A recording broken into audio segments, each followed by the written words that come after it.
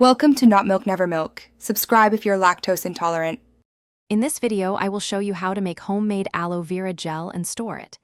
This easy method ensures you get the freshest gel for your skin and hair. First, select a healthy, mature aloe leaf, ideally from a plant that is at least 2 years old.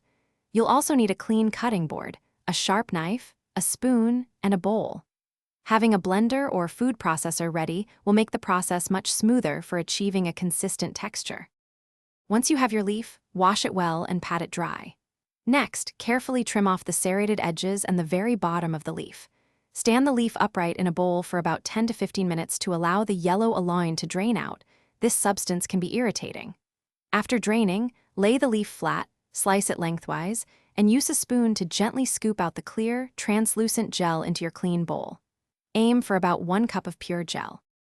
Now that you have your pure aloe gel, transfer it to a blender or food processor.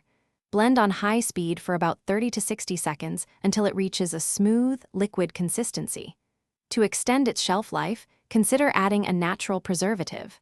Vitamin E oil works wonderfully. Use about 1 teaspoon for every half cup of gel. You could also use a small pinch of citric acid powder. This step helps maintain freshness for longer.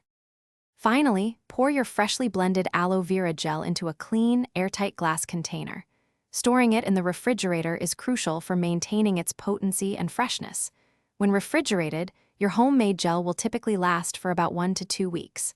For even longer storage, you can freeze the gel in ice cube trays. Simply pop out a cube as needed, allowing it to thaw before use. Enjoy your natural, soothing aloe gel. Thanks for watching. If this was helpful, leave a like and consider subscribing. See you next time.